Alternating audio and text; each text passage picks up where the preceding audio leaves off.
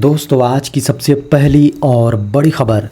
झारखंड में 1 अप्रैल से मनरेगा श्रमिकों को 18 रुपये अधिक मिलेगी मजदूरी। झारखंड में महात्मा गांधी राष्ट्रीय ग्रामीण रोजगार गारंटी अधिनियम के अंतर्गत श्रमिकों को 1 अप्रैल 2023 से 18 रुपये अधिक मजदूरी मिलेंगे। केंद्रीय ग्रामीण विकास मंत्रालय द्वारा मनरेगा के अंतर्गत वित्तीय वर्ष 2023-24 के लिए राज्यवार प्रतिदिन मजदूरी की दर का राजपत्र में प्रकाशन कर दिया गया है।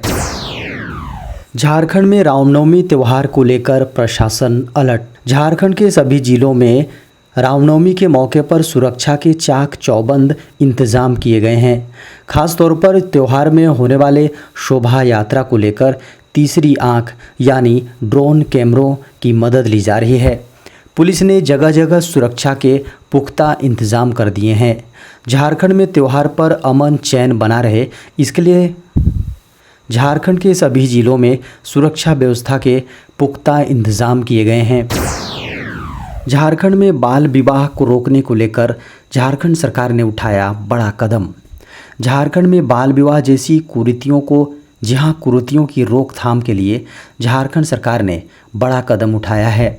सरकार ने महिला बाल विकास एवं सामाजिक सुरक्षा विभाग, महिला पर्यवेक्षिका, प्रखंड शिक्षा प्रसार पदाधिकारी, सीओ, बाल विकास परियोजना अधिकारी, अनुमंडल पदाधिकारी, जिला कल्याण पदाधिकारी, उपायुक्त, प्रमंडल आयुक्त और प्रखंड विकास पदाधिकारी को बाल विवाह निषेध पदाधिकारी के रूप में नामित किया है।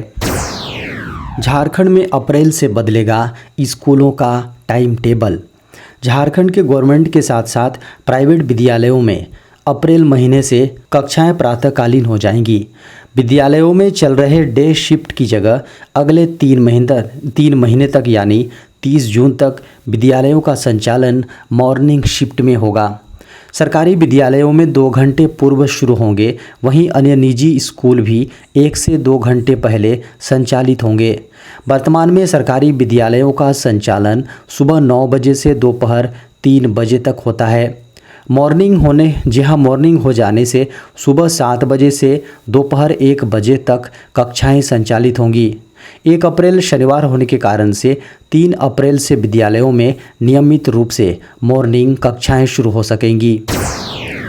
झारखंड में रामनवमी के दिन मौसम रहेगा सुहाना। मौसम केंद्र के अनुसार 30 मार्च को दक्षिणी झारखंड के अलावा उत्तर पश्चिमी यानी पलामू, कोडरमा, गढ़वा, चतरा, लातेहार और लोहरदगा के साथ साथ बोकारो, गुमला और हजारीबाग के आसमान में भी बादल छाए रहने और हल्की बारिश का अनुमान है। अगले 1 अप्रैल तक झारखंड के कई इलाकों में बारिश हल्की बारिश का अनुमान है, जिसके कारण से अधिकतम तापमान में 2 से 3 डिग्री की गिरावट दर्ज हो सकती है। दोस्तों, सहारा इन्वेस्टर्स के लिए बड़ी खबर है।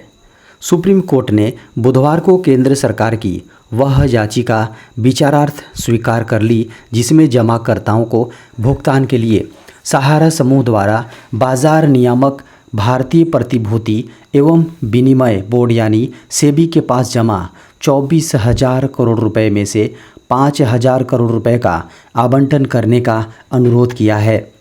दरअसल केंद्र ने एक जनहित याचिका में यह आवेदन दिया था। जनहित याचिका पिनाकी पाणी मोहंती नाम के व्यक्ति ने दायर की थी और इसमें विभिन्न चिट फंड कंपनियों तथा सहारा क्रेडिट कंपनियों में निवेश करने वाले जमाकर्ताओं को इस राशि से भुगतान करने का निर्देश देने का अनुरोध किया गया था। न्यायमूर्ति एम.आर. शाह और न्यायमूर्ति सी.टी. रवि कुमार की पीठ ने कहा कि सहारा समूह की सहकारी समितियों द्वारा ठगे गए जमाकर्ताओं के बीच इस राशि का वितरण किया जाना चाहिए।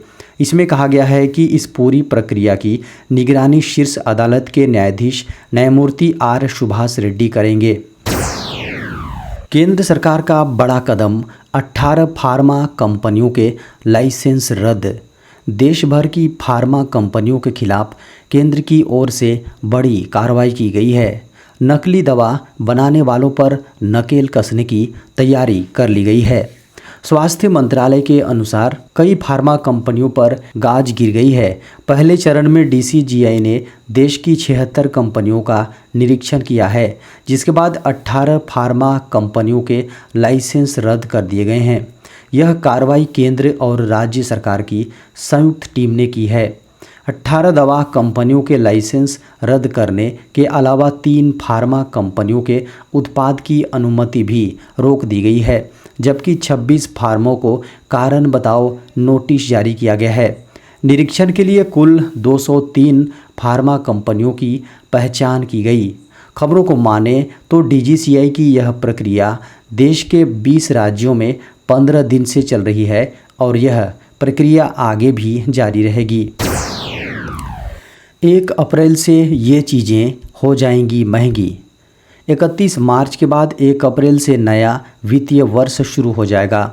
नया वित्तीय वर्ष शुरू होने के साथ ही कई बदलाव हो जाएंगे। आम आदमी के ऊपर महंगाई का बोझ बढ़ सकता है। नए वित्तीय वर्ष की शुरुआत के साथ ही कई चीज़ें महंगी हो जाएंगी। इसका सीधा असर आम आदमी की जेबों पर पड़ेगा। दरअसल 1 फरवरी को पेश आम बजट में कई चीज़ों पर टैक्स बढ़ाए जाने से उनकी कीमत में वृद्धि होनी है।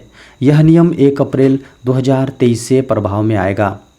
1 अप्रैल 2023 से कई चीज़ों पर कस्टम ड्यूटी को 5% से घटाकर 2.5% कर दिया गया है। इससे इन चीज़ों की कीमत में कमी आएगी। इन चीज़ों में मोबाइल फ़ोन, कैमरे, LED टीवी, बायोगैस से जुड़ी चीज़ें, इलेक्ट्रिक कारें, खिलौने, heat coil, diamond jewellery, biogas से जुड़ी चीज़ें, साइकिल आदि चीज़ें शामिल हैं। 1 अप्रैल से महंगे होने वाली चीज़ों में सोना चांदी और इनसे बनी ज्वेलरी, प्लेटिनम, इंपोर्टेड दरवाजे, किचन की चिमनी, विदेशी खिलौने, सिगरेट और एक्स-रे मशीन आदि सस्ती हो जाएंगी। इन चीज़ों पर भी टैक्स घटाने का ऐलान 1 फरवरी को पेश बजट में वित्त मंत्री की ओर से किया गया था। केंद्र ने EV को परमिट से छूट दी, राज्यों को रोड टैक्स माफ़ करने का दिया आदेश। केंद्र सरकार ने यात्रियों या सामान ले जाने के लिए आवश्यक परमिट से बैटरी से चलने वाले इलेक्ट्रिक वाहनों को छूट देने वाली एक अधिसूचना जारी की है। इसके तहत इसके साथ ही केंद्र ने राज्यों को इनकी शुरुआती लागत को कम करने के लिए EV पर रोड टैक्स माफ़ करने की सलाह दी है। भारी वाहन राज्य मंत्री कृष्ण पाल गुर्जर ने मंगलवार को लोकसभा में एक सवाल के जवाब में देश में इलेक्ट्रिक और हाइब्रिड वाहनों के उत्पादन को बढ़ावा देने के लिए उनके मंत्रालय द्वारा शुरू की गई 3 योजनाओं का विवरण देते हुए यह खुलासा किया। उन्होंने कहा कि पेट्रोल से चलने वाले 2 पहिया वाहनों के बराबरी में लाने के लिए इलेक्ट्रिक 2 पहिया वाहनों की मांग प्रोत्साहन को 20 से बढ़ाकर 40% कर दिया गया है। किसानों की आमदनी बढ़ाने के लिए वित्त मंत्री का बड़ा ऐलान। केंद्र की मोदी सरकार किसानों को आर्थिक रूप से मजबूत और सशक्त बनाने के लिए लगातार काम कर रही है। PM किसान सम्मान निधि और प्रधानमंत्री फसल बीमा योजना सरकार की महत्वाकांक्षी योजनाओं में से एक हैं। PM किसान योजना में 10 करोड़ से अधिक पात्र किसानों को सालाना 6,000 रुपये दिए जाते हैं। यह राशि 2-2 हज़ार रुपये की 3 किस्तों में दी जाती है। पिछले दिनों वित्त मंत्री निर्मला सीतारमण ने किसानों की आर्थिक स्थिति को ध्यान में रखते हुए बैंकों को दिशा निर्देश दिए हैं। वित्त मंत्री निर्मला सीतारमण ने सरकारी बैंकों से ग्रामीणों की आमदनी बढ़ाने के लिए किसान क्रेडिट कार्ड यानी KCC होल्डर्स को आसानी से कर्ज देने की अपील की है। वित्त मंत्री ने कुछ दिन पहले पब्लिक सेक्टर के बैंकों के मुख्य कार्यपालक अधिकारियों यानी CEO के साथ लंबी बातचीत की थी। इस दौरान उन्होंने तकनीक को उन्नत बनाने में रीजनल रूरल बैंकों की मदद करने को कहा था। म्यूचुअल फंड के नियमों में 1 अप्रैल से हो सकते हैं बड़े बदलाव। अगर आप म्यूचुअल फंड में निवेश करते हैं तो आपको कुछ ज़रूरी बातों का ध्यान रखना होगा, नहीं तो आपको कई बड़ी समस्याओं का सामना करना पड़ सकता है। वित्तीय वर्ष 2023 कुछ दिनों में ख़त्म हो रहा है। नया वित्तीय वर्ष 2024 1 अप्रैल 2023 से शुरू होगा। जो म्यूचुअल फंड निवेशकों के लिए नियमों और विनियमों में कई बड़े बदलाव लेकर आ सकता है। म्यूचुअल फंड के नियमों में बदलाव कुछ प्रकार हो सकते हैं।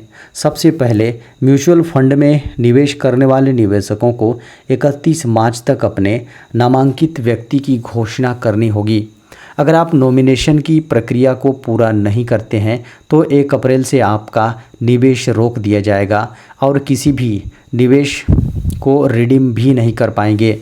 यह प्रक्रिया आपके फिनटेक और कैम्स जैसे रजिस्ट्रार और ट्रांसफ़र एजेंटों के माध्यम से या एमएफ सेंट्रल के माध्यम से ऑनलाइन कर सकते हैं। साथ ही जिन निवेशकों ने म्यूचुअल फंड में निवेश किया है उन सभी के लिए 31 मार्च तक अपने पैन और आधार को लिंक करना अनिवार्य है।